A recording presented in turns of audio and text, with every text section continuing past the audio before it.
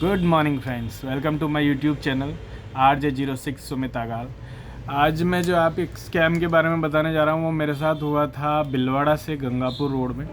यहाँ के बीच में जो टोल आता है गंगापुर के बीच में, तो उसमें मैंने जाते वक्त तो 25 रुपये का 55 रुपीज़ का जो टोल था वो पे हो गया। मेरे पेटीएम का मेरा जो बैंक अकाउंट से लिंक है, पेटीएम से ही मैंने फास्टैग लगवाया था, तो उससे लिंक था तो वो अपने आप कट गया और हो गया। आते वक्त मुझे ये तकलीफ़ हुई कि इनसफिशिएंट बैलेंस के कारण मेरा टोल नहीं कट पा रहा था, और उन्होंने मुझे कहा कि आप अभी अगर आप बैंक में पेटीएम में पैसे ट्रांसफ़र भी कर देते हैं तो अभी आपको आधा घंटा वेट करना पड़ेगा।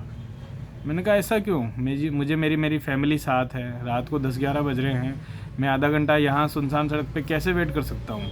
बोले कि नहीं सर, ये हमारे अपडेट होता है सिस्टम, उसके अंदर आपका जो पेटीएम का जो बैलेंस है या बैंक का बैलेंस है हमारे टोल में, उसको रिफ़्लेक्ट होने में आधा घंटे का समय लगता है। तो मैंने कहा यार ये तो बहुत गलत बात हुई। मैंने उनसे 5-10 मिनट तक इसके लिए बहस भी की। उन्होंने मुझे बोला बहस के अंदर कि आप घर से निकलते हैं तो आपके अंदर पॉकेट में पैसे हैं या नहीं हैं, तो आपको पता होता है। इसी तरह टोल में भी यही सिस्टम है कि आपको आपका बैंक अकाउंट या बैंक बैलेंस जो भी है टोल में अपडेट करके रखना होता है। मैंने बोला कि मेरे अकाउंट में बैलेंस नहीं है, मुझे पता है, मुझे पता नहीं था, और अब मैंने जब डलवा दिया है तो आप मुझे क्यों नहीं जाने दे रहे हो? 30 मिनट तक मैं वेट क्यों करूं? तो ये इम्प्रूवमेंट होना चाहिए कि आपको कस्टमर ने जब हाथों हाथ बैलेंस डलवा दिया है तो वो जैसे पैसे ट्रांसफ़र करते हैं उसी तरह से ही इसमें भी रिफ़्लेक्ट होना चाहिए।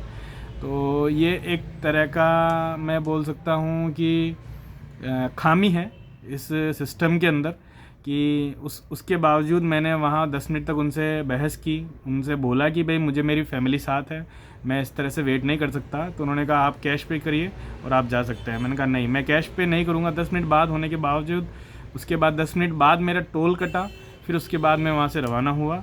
तो इस तरह से आप भी ध्यान रखिए, जब भी आपका फास्टैग का जो बैलेंस है वो अगर लो हो तो आप इसको हैंड टू हैंड रिचार्ज करा दीजिए, जब भी घर से निकले तब ही, नहीं तो आपको बीच में कभी भी आप फंस सकते हैं और उनके पास ये बोलने के अलावा कोई ऑप्शन नहीं होगा कि सर आप आपका बैलेंस घर से चेक करके निकलिए, नहीं तो हम इसके लिए आपकी कोई मदद नहीं कर सकते हैं।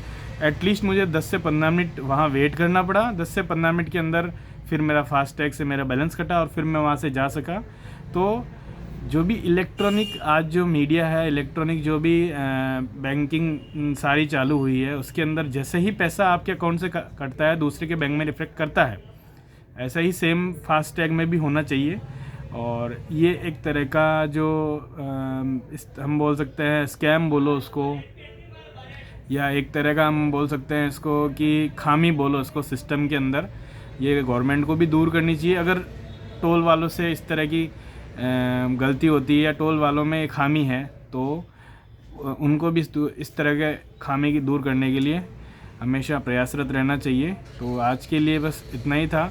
जो मेरे साथ घटना घटित हुई, कभी आपके साथ नहीं हो तो वो इन्फॉर्मेशन के लिए कि कभी भी आप अपने फास्टैग के अंदर बिना लो बैलेंस या बिना बैलेंस कभी भी ट्रैवल नहीं करें।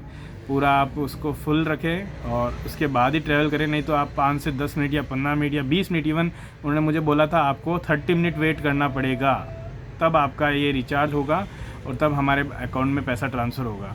सो please be careful about that and spread as much as you can, because this is the informative video. सो मुझे फर्स्ट टाइम ऐसा फील हुआ, सो मैंने सोचा कि इसको शेयर करना चाहिए। Thank you so much for watching.